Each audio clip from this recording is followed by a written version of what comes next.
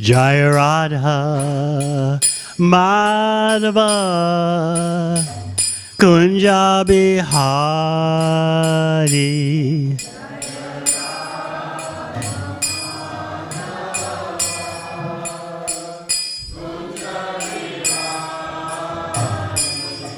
Jaya Radha Madhava Kunja Bihari.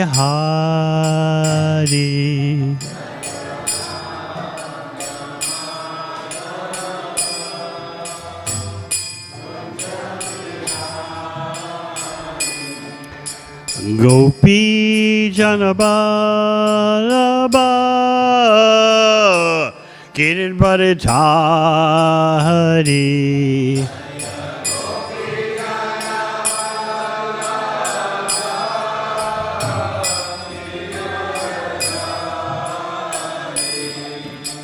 Gopi Janabalabha Giridvaritari.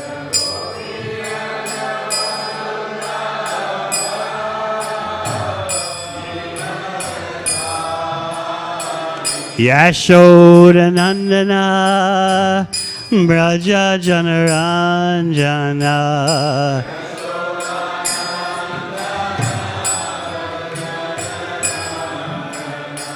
Yamuna Tira Vanachari.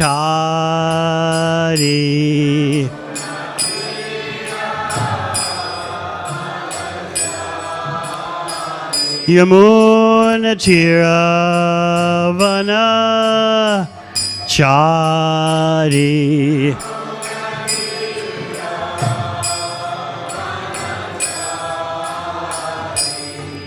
Jaya Radha Madhava Kunja Bihari.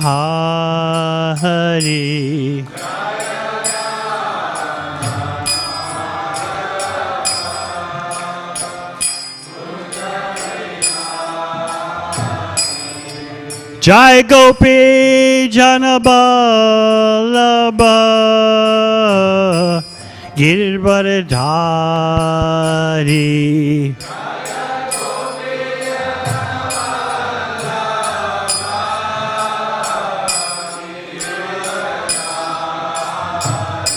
Jai Gopi Janabalabha Giridvaritari.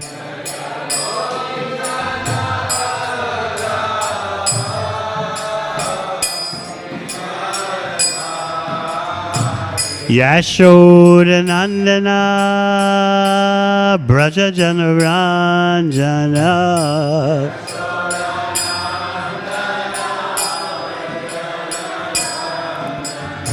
Yashoda Nandana Braja Janaranjana.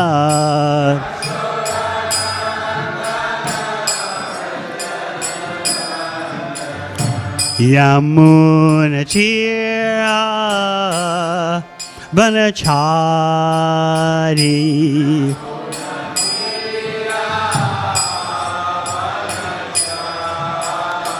Yamuna Tira Vanachari.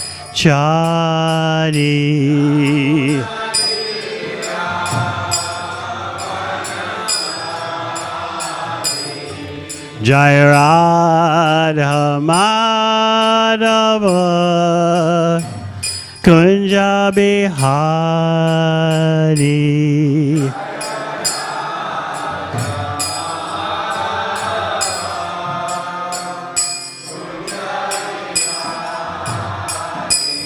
Jaya Radha Madhava Kunja Bihari.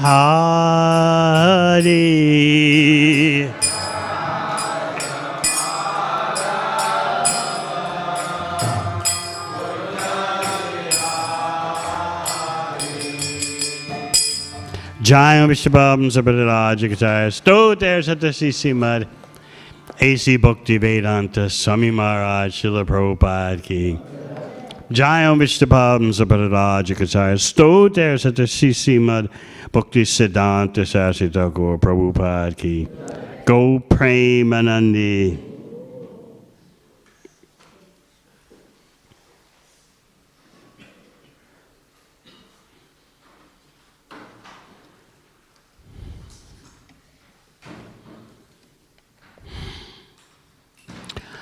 Om Namo Bhagavate Vasudevaya.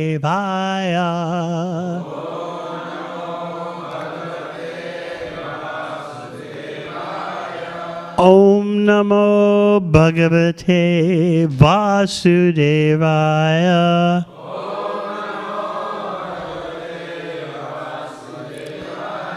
Om Namo Bhagavate Vasudevaya.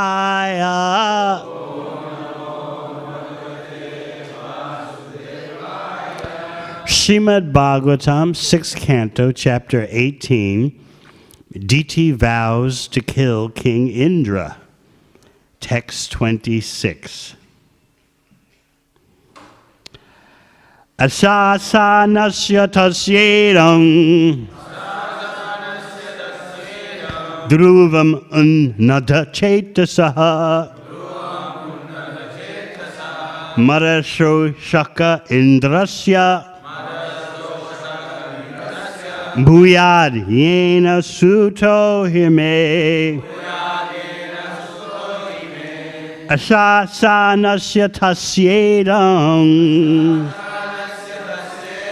Dhruvam unnada chetasa Madasho shaka indrasya Bhuyad yena suto hime Asasanasya tasyedam Dhruvam unnada chetasa Marasyo shaka indrasya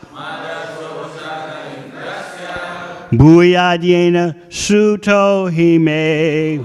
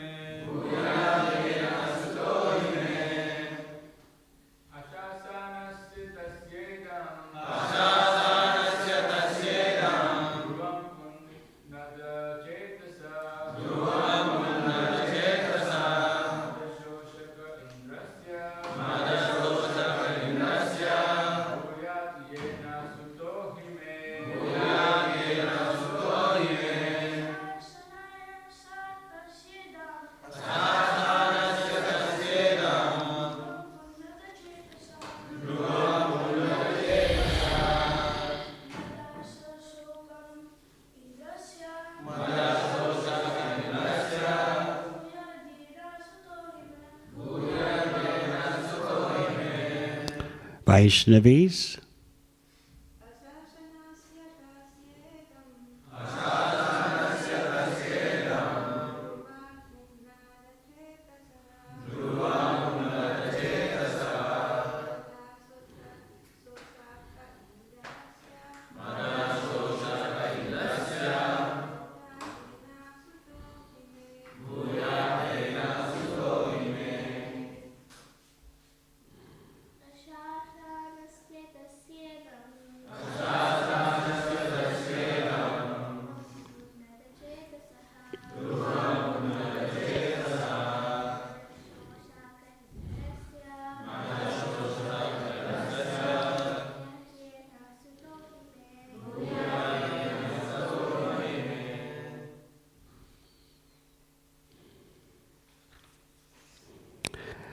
Asasanasya,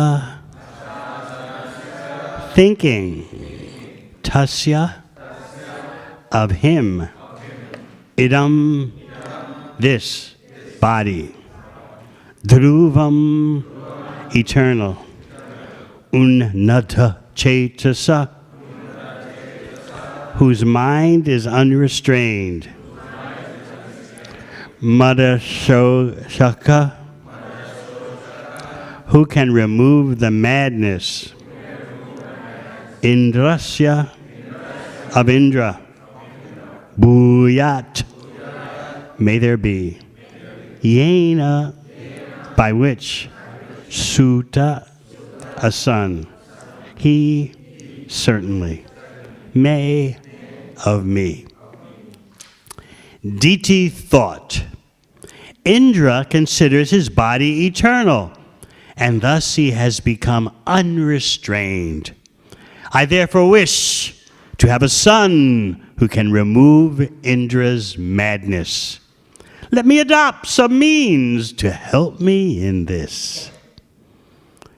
Purport. One who is in the bodily conception of life is compared in the Shastras to animals like cows and asses.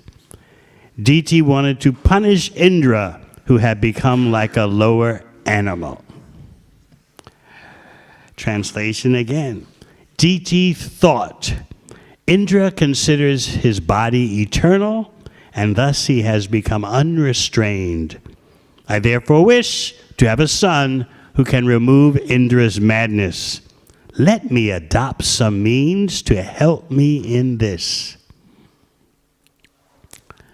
Om Agyanatimirandasya Gyananjana Shalakaya Chakshrun Militang Yena Tasmai Shri Gurave Namaha. Jai Shri Krishna Chaitanya Prabhu Nityananda Shri Advaita Gadadhara Shri Vasadi Gaur Bhakta Vrinda. Hare Krishna, Krishna Krishna, Hare Hare, Hare Rama, Rama Rama, Hare Hare.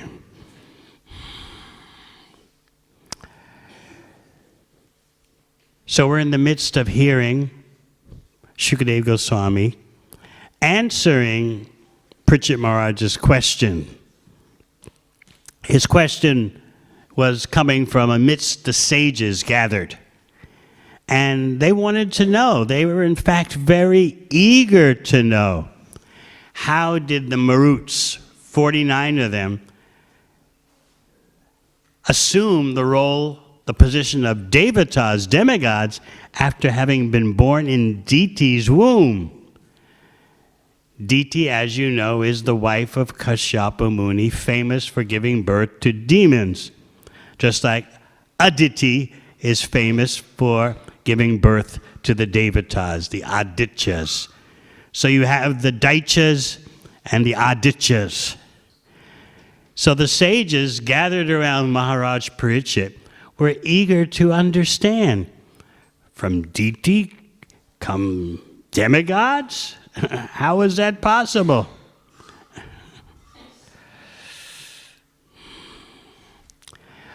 You're in the midst of a grudge match here, a revenge fight. And Diti is accusing Indra of the very thing she's guilty of. She is angry, having lost two sons, Hiranyaksha and Hiranyakashipu.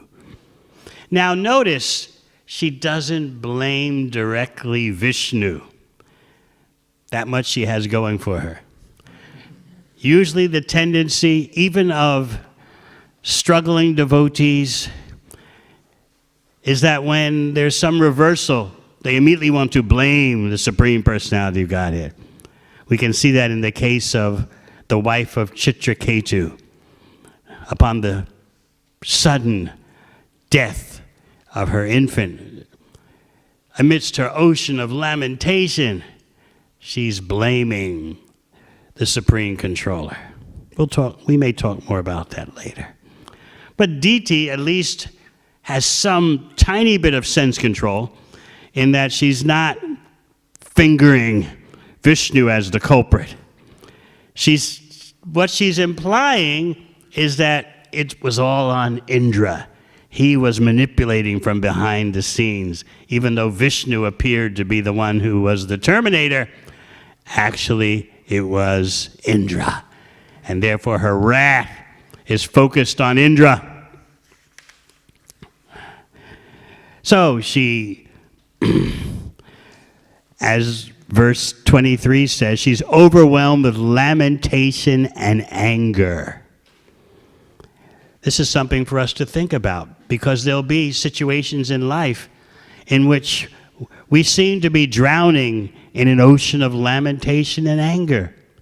Even we want revenge, and we're sure that there's a particular person who's responsible for our suffering. That's Diti. And she's casting or presenting Indra in such a way that actually applies to her.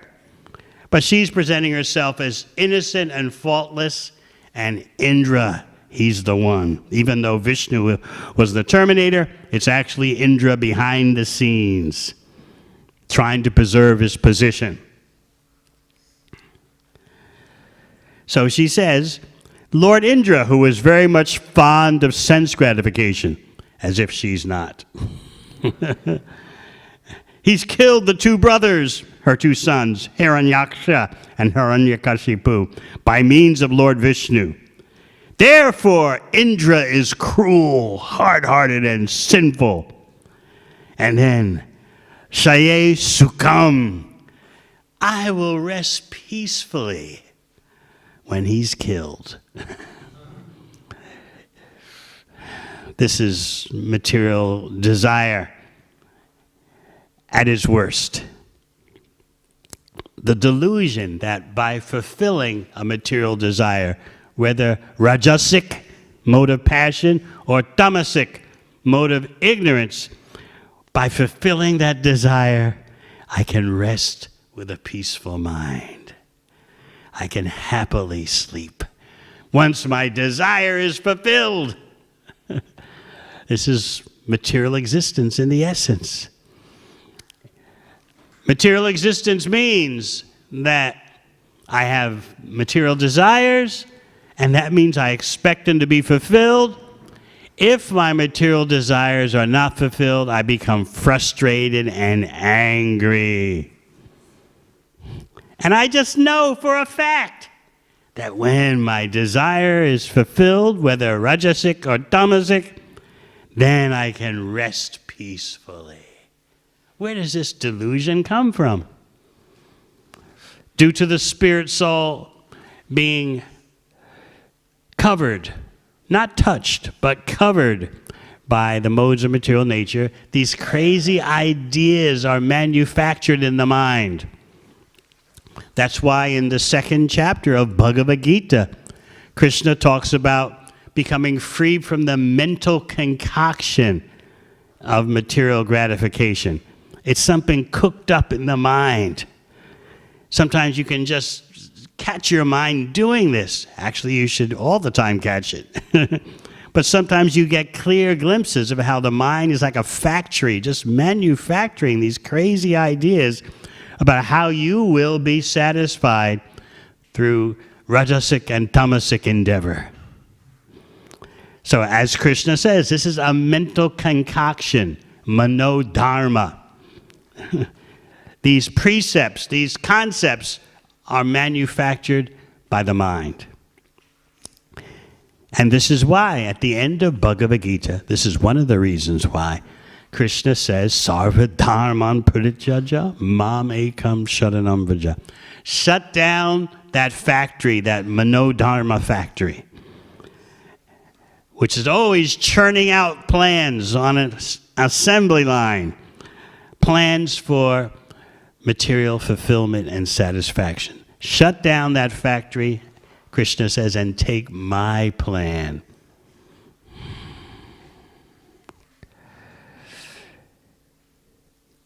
Remember when Kamsa was dispatching Akrura to Vrindavan to bring back Krishna and Balaram for the wrestling match, which was actually meant for terminating Krishna and Balaram? Remember Kamsa reaching out to Akrura, My dear Akrura, I have no better friend than you in the whole Yadu dynasty. Kamsa knows how to butter up the person, manipulate the person so the person does his bidding. I've come to you for charity. Please, listen. Here's my plan. You go to Vrindavan and you bring back Krishna and Balaram. Look at this chariot that I'm lending you, a brand new Mercedes chariot. And as I've explained often, Kamsa was thinking, these Vaishnavas are sentimental. They're so easily manipulated. When Akrura sees this flash Mercedes chariot, surely he'll be eager to ride on it, and he'll do my bidding. This is what Kamsa thinks of bhaktas. They're not materially sophisticated. They're not shrewd. They're just simple devotees. So then he explains, after showing the chariot to Akrura, he explains his plan. Once Krishna and Balaram are wiped out, then I imprison the Yadu dynasty, even my own father, I kill some of them. There's no problem. There'll be no resistance that can overcome me because I have such powerful allies like Jarasandha, so many others. They'll all come to my aid. So then once I have wiped out all my enemies, it will be very pleasant to rule the world without any obstruction, without any interference. This is how the demoniac thinks since time immemorial, whether in remote antiquity or even today. It will be so wonderful to rule the world once all my enemies are dead and no one stands in my way.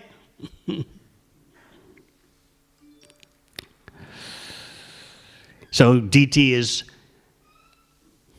saying the same thing. Shaye Sukham. I will rest happily with sukha, with happiness, when that cruel, hard-hearted, and sinful Indra is dead. The fact is, the Acharyas explain, she's just as cruel, hard-hearted, and sinful as she's accusing Indra of being. This reminds me of a advice, spiritual advice, given by Srila Bhaktisiddhanta Saraswati Thakur about fault finding. He said, the only reason why I can see a fault in you is because I have it 1,000 times more in me. And therefore, I am the world's expert in the fault because I have so much of it. I can see a speck of it in you because I'm drowning in it. So here's Diti accusing Indra of being cruel and violent. And what's she hoping for? She wants to have a son. In this verse, today's verse, she says it politely. Instead of, I want a son who can kill him, she says, I want a son who can remove his madness. That's a polite way of saying I want him rubbed out. Everyone in Bhagavatam, even when they are speaking demoniacally, they have such finesse, such culture. I was speaking yesterday on a podcast about how I was remembering after Maharaj Anga disappeared from home because he was so devastated by having such a cruel son, Vena. He disappeared in the middle of the night. And the next morning, the citizens tried to find him. They loved him so much. He was a sadhu, the Bhagavatam says. He was a lover of Brahminical culture. But the situation at home drove him deep into lamentation and shame that cruel Vena, who would just slaughter his own playmates mercilessly. So after the king disappeared, the citizens the next morning were looking everywhere for him. And I like how the Bhagavatam says, they searched for him just as inexperienced mystics try to find out the super soul in the heart. In other words, they couldn't find him. But that's how beautiful the Bhagavatam is. Instead of saying they failed to find him, although they were searching everywhere, no, they searched for him like inexperienced mystics who couldn't find the super soul in the heart. And that's especially appropriate because the Acharyas explained that actually Anga was hiding in his own city.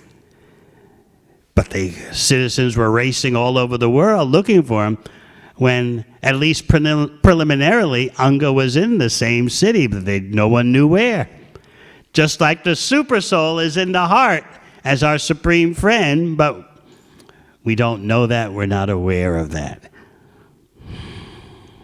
So, in the same way, Diti is saying, I want a son who can remove Indra's madness. Unnada Chetasaha. His mind is unrestrained, Indra's mind, therefore Mada Shoshaka. Who can remove the madness? Mada Shoshaka Indrasya. Who can remove the madness of Indra? Let me have a son who can do that. She's making points that are true, but she doesn't apply the points to herself. This is the nature of the materialistic mind. She says, and this is repeated often in Bhagavatam, well, several times, Krimi vid bhasma, worms, stool, and ashes. Narada Muni tells something like this to Manigriva and Nalakuvara. Maintaining a body, committing sinful activities when the destination of the body is simply krimi vid bhasma, worms, stool, and ashes. And so Diti is correctly saying what is true, tattva, but she's using it to justify her own materialistic purposes.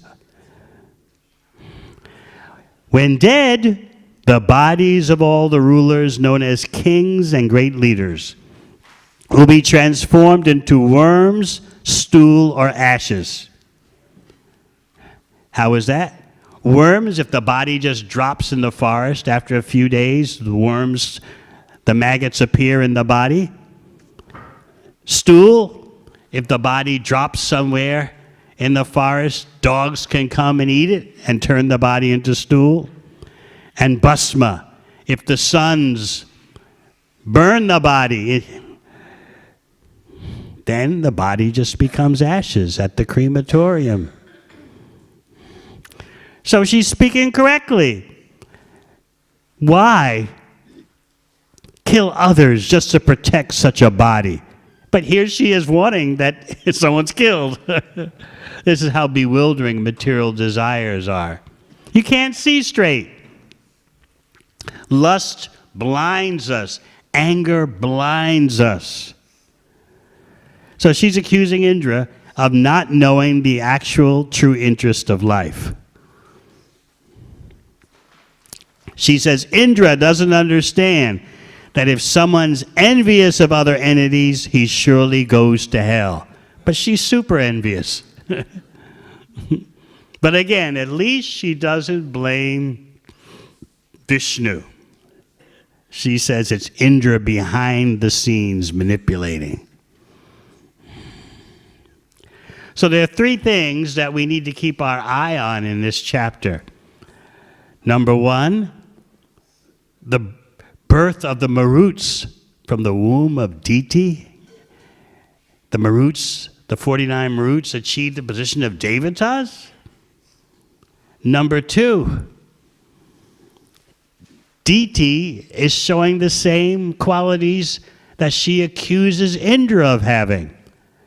She's showing hard-heartedness, cruelty. She wants revenge. And number 3, Kashyapa, poor Kashyapa. He's going to become manipulated by Diti again, just as he was in the 3rd canto. He's going to become the victim of her action program. She's very proactive. And you'll hear about that in the coming verses. She says in today's verse, let me adopt some means, some method to help me have a son who can remove Indra's madness.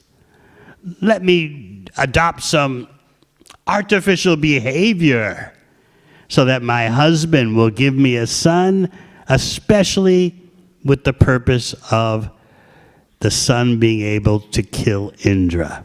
Let me adopt a modus operandi to achieve such a goal. So poor Kashyapa, how can he hold up? How can he stand up to this? What can he do? Feel compassion for him.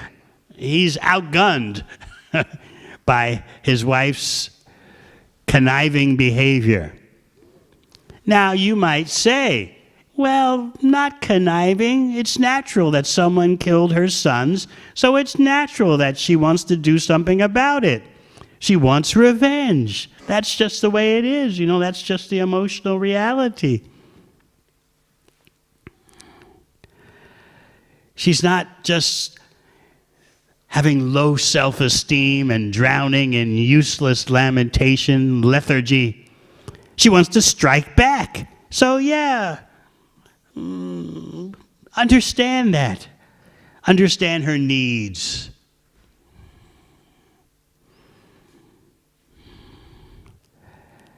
And what can she do as Diti? She can't raise an army, right? But she does have some weapons. So you would say she's just relying on what she has. And you'll hear about that in the next verse, which we'll read for your education. Thinking in this way, with a desire for a son to kill Indra, Diti began constantly acting to satisfy Kashyapa by her pleasing behavior. O king, this is Shukadeva Goswami explaining to Parikshit Maharaj, Diti always carried out Kashyapa's orders very faithfully, as he desired, with service, love, humility, and control, with words spoken very sweetly to satisfy her husband, and with smiles and glances at him. Diti attracted his mind and brought it under her control. So what man could object to this? This is just exactly what the male ego wants. Oh, yes. My desire. Yes, she has taken my desire as her own. She's always carrying out my orders very faithfully, just as I want. With service, yes. Love, yes. Humility, yes. And control. Yes, she'll do everything I want.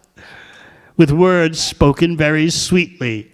Oh, how men love to hear those sweet words. Words spoken very sweetly to satisfy her husband. Not only that, though, not only the sweet words, but the smiles and the glances. Attracting his mind. And in that way, bringing his mind under her control.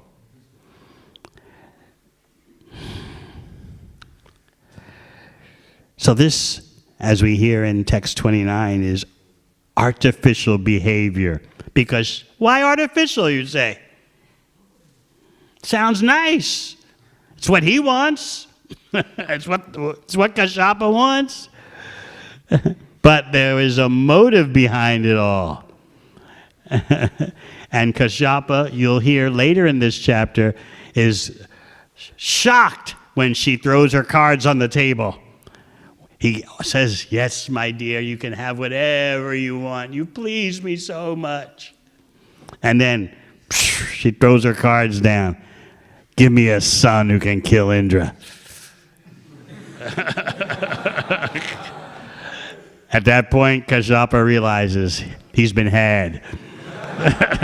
And it's too late to do anything about it. He already gave his word. I'll fulfill all your desires.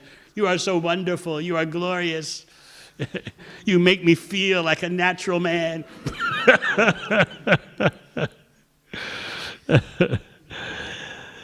Isn't that what so many songs are about? You make me feel like a natural man. You make me feel like a natural woman.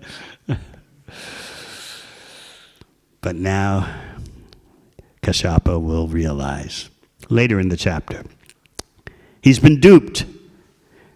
So he has to come up with a program that seems to give Diti what she wants, but at the same time, the program will purify her. So he tricks her.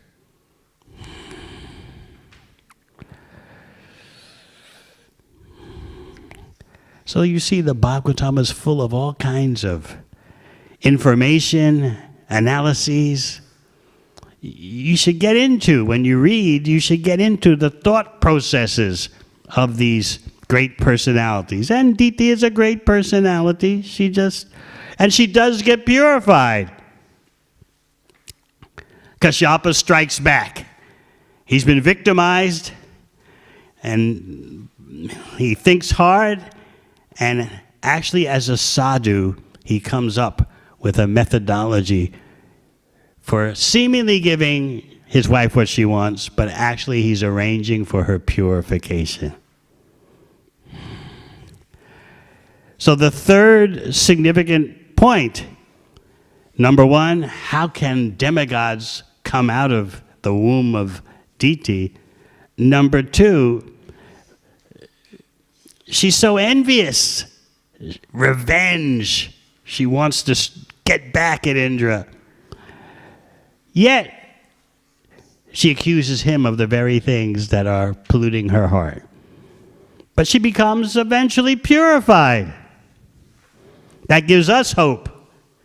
If Diti can become purified with all these motivations, surely by the expert methodology given us by the Acharyas, given us especially by Srila Prabhupada, we can become purified. Kashyapa will arrange that Diti engages in devotional service. So similarly, we have our ample opportunity for devotional service. We're always trying to think of something we can do for Krishna. And then finally, point number 3, Kashyapa Muni was a learned scholar. He was advanced in spiritual consciousness, but he fell victim to Diti's beautiful program. So these are things to think about. But again, remember, Diti did not accuse Vishnu, at least at this point. Whereas in the case of Chitraketu and his wife, you remember, later in the 6th canto, or earlier in the 6th canto, the envious co-wives of Chitraketu poisoned the child. You all know that. Because they weren't getting the attention that the co-wife who had the child, she got all the attention. So they were envious. So they killed the infant. And, oh, such a ocean of lamentation Verse after verse, the Bhagavatam describes the grief of Chitraketu and his wife, and that affected the ministers. Everyone was crying, unconscious with grief. So the ministers in the palace were affected, and then the whole kingdom, all the citizens were affected. Everyone is practically knocked out with grief and lamentation. The Bhagavatam describes Chitraketu. His mouth is open. He's lamenting with his mouth open. Oh, oh, oh. You can't imagine. He and his wife have collapsed unconscious at the feet of the dead son, the dead infant. What a scene. And in her lamentation, the queen starts to blame the supreme controller, Parameshwar. What is this? You are obviously incompetent. You have no expertise. How is it that during the lifetime of the parent, the child dies? That's not the way things are supposed to work. The child lives to see the death of the parents. That's the normal way the universe should work. So how have you let this happen? You obviously don't know what you're doing. So then the Acharyas explained that if the Supreme Lord would answer, he would say, this is nothing to do with me personally. This is just the law of karma. The jiva gets the results of the karmic activities. Why are you blaming me? And so the queen would respond, well, if you say it's all just the law of karma, then what do we need with you? Karma is the ultimate. But then the Supreme Lord can respond, the law of karma is inanimate. Laws are not causal. So many scientists today mistakenly assume that the laws of nature that they are aware of have causal ability. They don't understand. Behind the laws is always a hierarchy of consciousness from the devatas on up to the supreme consciousness. So the Supreme Lord can answer, you can't say everything is just karma and there's no need of the Ishwar, because the laws of karma require conscious supervision to at least set them into motion.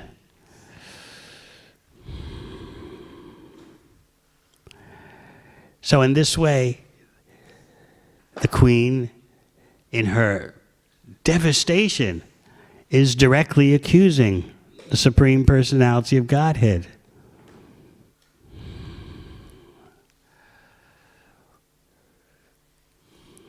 She finally concludes by saying, who will bother to have children? You say, she's telling the Supreme Personality of Godhead, you say that you're required. It can't just be, the situation can't just be the laws of karma, because the laws of karma are inanimate. There has to be a supreme initiator. So if that's the way it's going to be, in other words, whether it's you, the controller, Parameshwar, or the laws of karma, or some combination, who will bother to have affection for children, knowing that at any moment the child can be terminated? What's the use in having affection then? People will raise children neglectfully, or they won't have children at all, because this is what could happen. In other words, she's voicing her complaint to the Parameshwar. Is this how you want the world to work? So at least Diti is not saying like that. She's blaming Indra. Still, her bhakti, Diti's bhakti, will be known as tamasic, because she'll take the bhakti process that her husband gives her to achieve her goals of violence. But, as you'll find out, she becomes purified, because she is executing devotional service, although she's starting out with such wretched motivations, not pure motivations. So again, she's speaking properly in some places. When dead, the bodies of all the rulers, known as kings and great leaders, will be transformed into krimi vidbhasma, worms, stool, or ashes. What's the use in being a big leader today when tomorrow your fate is that your body just becomes like that? This is a very good message to the world's leaders today, who just for some temporary glory and fame and gratification, they're putting the world in such distress just because of their own false prestige and their mistaken objectives. My country, my nation will be number one. Make my nation great again. And what is Diti saying? Well, look, your greatness is simply that as a leader, you'll be transformed into worms, stool, and ashes. That's your greatness. And it'll happen again and again due to birth after birth after birth. So basically, such leaders are saying, make me into worms, stool, or ashes again. Or as Krishna says in Bhagavad Gita, mudha janmani janmani. Birth after birth, you'll be a fool. Not just one lifetime, but birth after birth. So Diti has some good points, but she's not applying those points to herself. So as we heard today, she's thinking. And the Bhagavatam is giving you insight into her thinking process. Indra considers his body eternal, and thus he has become unrestrained. I therefore wish to have a son who can remove Indra's madness. Let me adopt some means to help me in this. All right, any questions? Yes.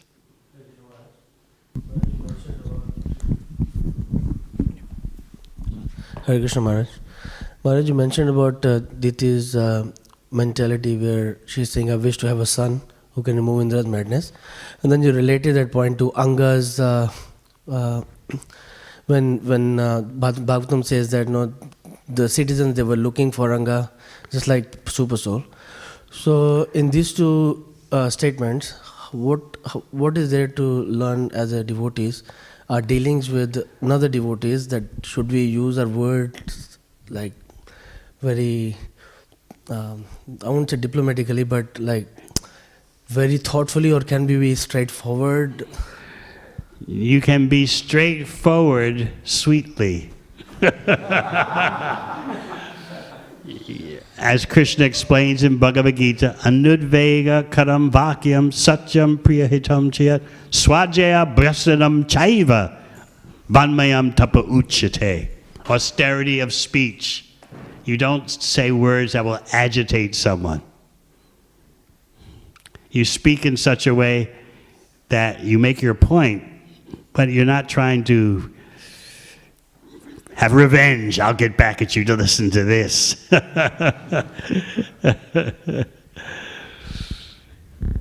You think twice, thrice, 4 times, 5 times before you say something. And then you have to consider, is it your responsibility to correct someone?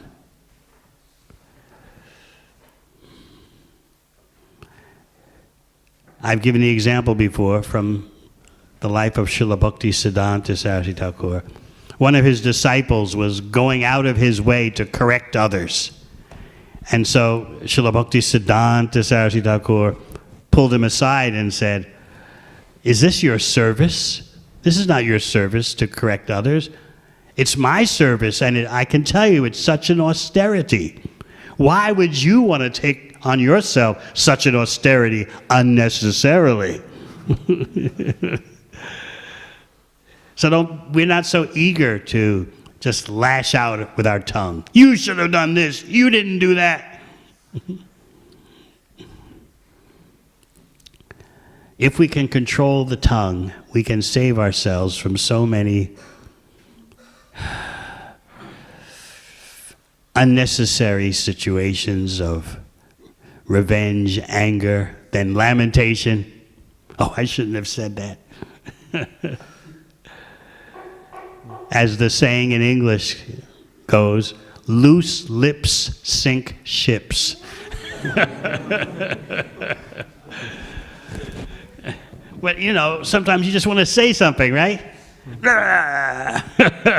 and then, according to material psychology, you'll feel better if you just say it.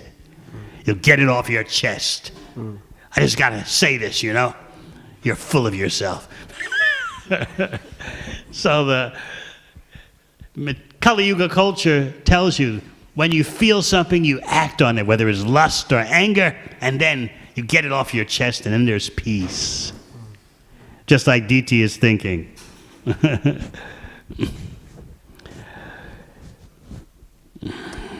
What are those words? Shaye Sukha. I will rest peacefully. I'll sleep so cozily once Indra's dead. So when I just say these words, they may seem a little spiteful and severe. That's all right. I'll feel better by saying like that. We have to control our senses. So behind our impulsiveness is the Kali Yuga notion that by just do it, anger, lust, and then peace. That's what's behind it all. You get it off your chest. That is mundane psychology. Anything else? Yes. Hare Krishna Gurudev. We saw here in the example of Diti, and we see in the practical example in this world that materialists or material consciousness, people with material consciousness, they're very determined and they're very strategic in achieving their goals. But when it comes to us practicing Krishna consciousness, sometimes we might not be so determined or so strategic. So what do we lack, or how can we get the same determination in achieving our goals? By associating with determined devotees.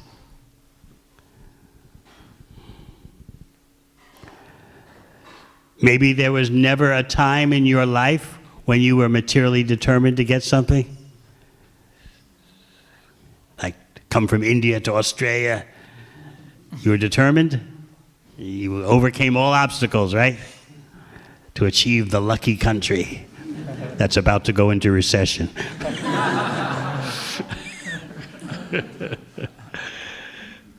So just think about what you underwent for this material goal.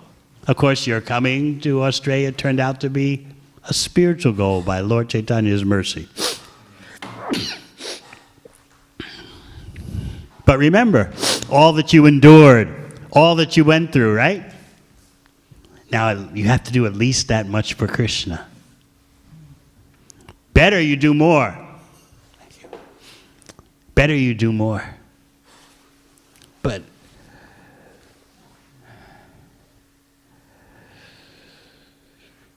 everyone can think. There must be some time in your life. There are some who never had to push hard and determined over a substantial period of time for anything. But most persons can remember some material goal that they wanted.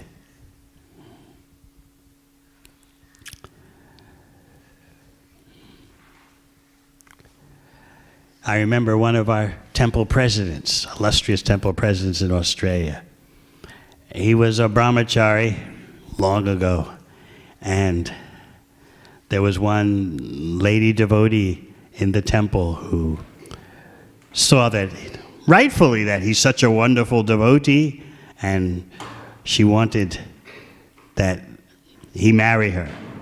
But the brahmachari was, no way, no, never, never. And even one day he was walking past a room in the temple, And there were some true story, there were some ladies in the room with this lady who was so determined.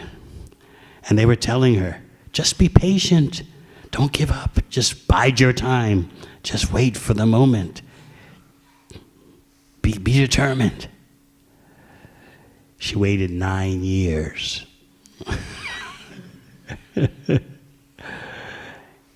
And then she achieved her desire.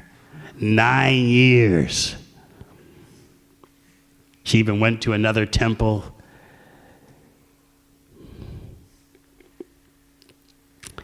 So that's determination. 9 years with no sign of hope.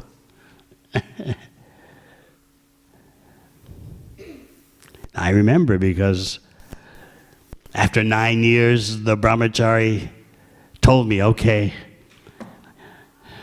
I'm changing.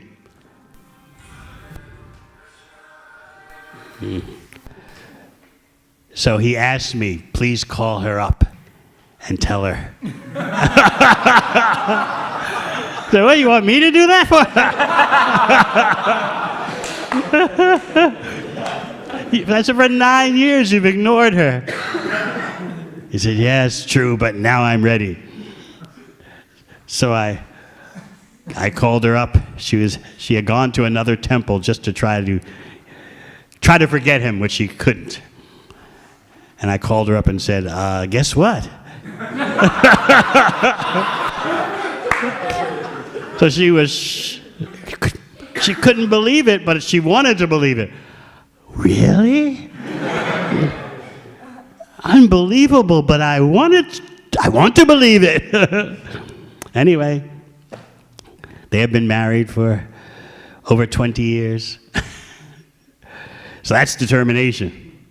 What do you ladies think? 9 years with no sign of hope, no sign of acknowledgement. What do you think? So we all can find cases in our life, episodes in our life, when we showed amazing determination to get the PR, to pass the English test. I know devotees, right, Gopavindesh Prabhu, they've taken the English test 9, 10 times. More!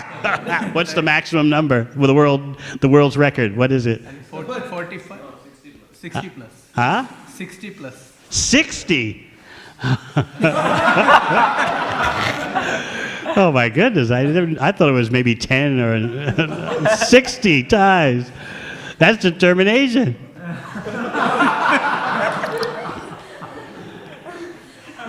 Or someone starting at the bottom of the corporation and rising to the top.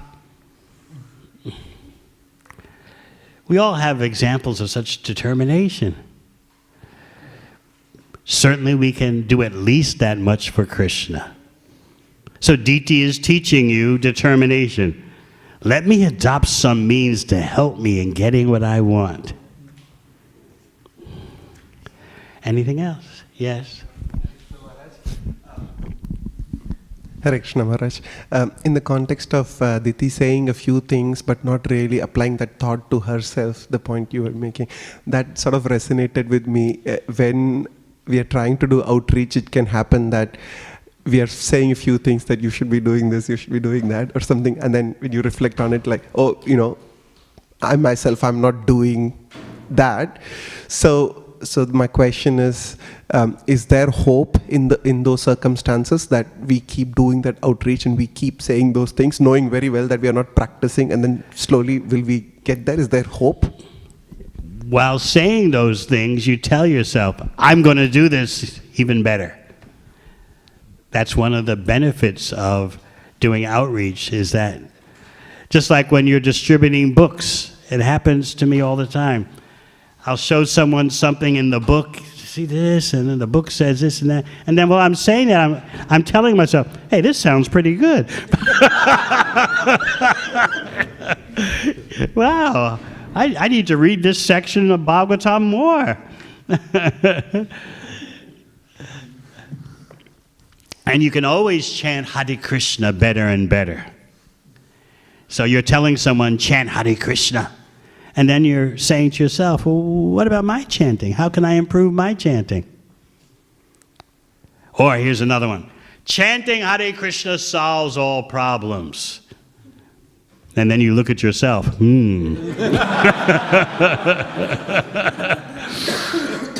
So outreach forces you to confront yourself. So if you have that kind of mentality of desiring transformation, then what you're saying is very productive. But if you're purposely saying one thing and doing another, that's hypocrisy.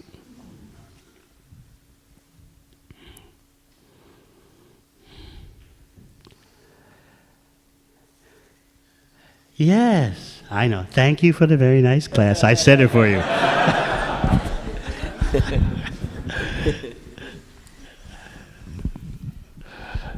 Hare Krishna Maharaj, thank you for the wonderful class. You were talking about if we have material desires, we keep on getting entangled in them. But then my question is, when we have a spiritual desire, we can sometimes see the result can be opposite sometimes. And then I know that our spiritual desires can be fulfilled with patience. Can you give me an example? Like, I wanted to go to the holy places, but then it kept on getting delayed because like lockdown and then coronavirus. So how much patience can we hold? I'm sure your parents will be very happy with you that you have a desire to go to the Dham. So keep that intense desire and surely it'll be fulfilled.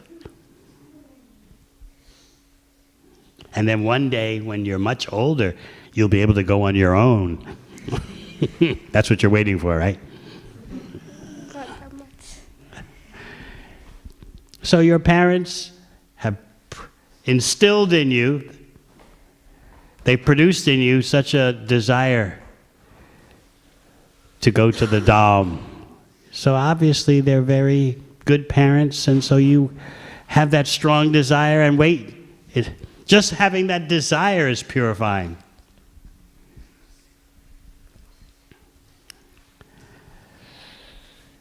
So you thank your parents for bringing you up with such a desire. And then, how old are you? 11. 11. Maybe 10 years from now, you'll be able to go on your own. So it's good now, and it'll be good in the future. Okay? Thank you, Maharaj.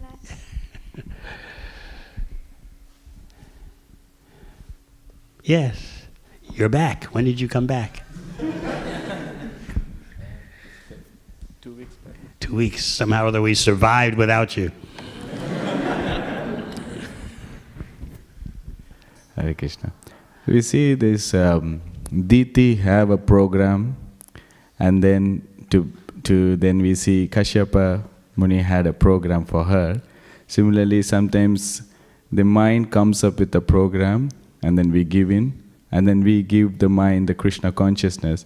It looks like perpetually this going back and forth, back and forth. Can we have a solid program for the mind so that it can just be in Krishna consciousness? It takes work every day. Just like people go to jobs, similarly devotees every day they work on their mind. There's a saying in English that the price of liberty is vigilance. The price of freedom is vigilance. You always have to be on guard. This is there in the 5th canto, where the workings of the mind are presented.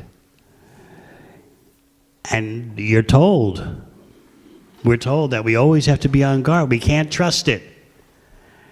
There's one interesting section that the Acharyas comment on, amidst those verses about how you can never trust the mind, just like someone captures some animals but knows any moment they can run away, they can escape. Similarly, you have to treat your mind in that way. So in one purport commentary, it is explained that the mind can fool you by temporarily. The mind has various looks, it has various appearances. So it can give you the appearance of peace and tranquility. Oh, everything is fine now. I'm over my material thoughts. I'm over my material mentality. It's easy street. Yes. And then suddenly the mind shifts. And, oh yeah, look at this. So you have to expect that. It's still the same mind, but it's temporarily lulling you off guard. So you have to be very conscientious, Krishna conscious. You're not the mind, and due to lifetimes of conditioning, the mind goes this way and that way. So every day you have to be on top of it. And of course, by chanting Hare Krishna with attention, you can get on top of your mind. By always thinking plans how to spread Lord Chaitanya's mission, you can get on top of the mind. But don't be shocked at all the contortions that the mind can present. And even it can give you the appearance, the Acharyas say, of tranquility, peace, calmness, and in that way you become off guard, and then the mind jumps back. Aha! This is what Vishwanath Chakravarti Thakur explains. So yes, sometimes some devotees, they say, I'm just tired of battling with the mind. If I just give in, and there'll be peace. That's what Diti is saying. Saye Sukha. I'll rest peacefully. Saye Sukham. I'll rest peacefully when I've fulfilled this desire. That's her mind telling her that. But there's no peace for material desires. There's just the appearance of peace, and this is what we have to constantly be on guard for. There's just the false promise, but the delivery never comes. So it's every day you have to beat your mind. Srila Bhaktisiddhanta Saraswati Thakur says, beat it in the morning with shoes, beat it in the evening before you go to sleep, beat it with a broomstick. Now, it doesn't mean literally. It means chant Hare Krishna. Who is stopping us from chanting more Hare Krishna? Who said you have to stop at 16 rounds? Sometimes you can have a, competitive sporting attitude with the movements of the mind. Okay, you are saying this, you are flashing this at me, I'm going to chant Hare Krishna. Take that.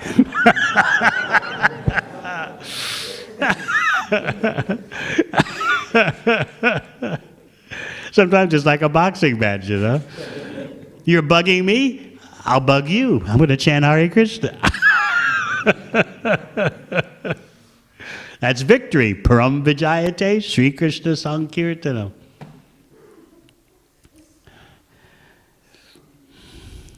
So the big illusion is what Diti is feeling. Shaye Sukham. I'll rest peacefully after getting what I want. I'll sleep so happily.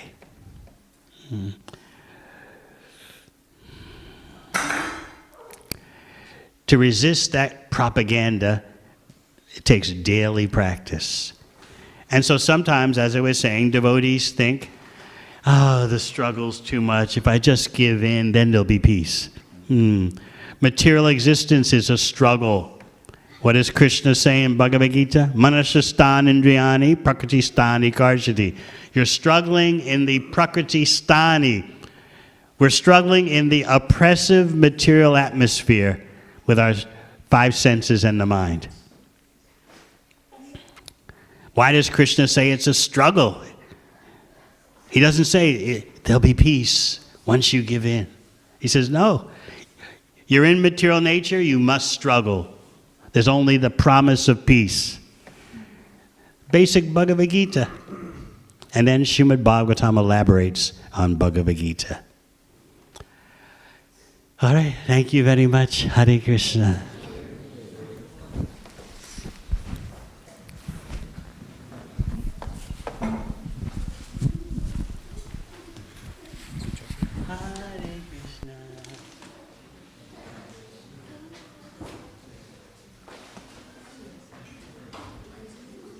Hare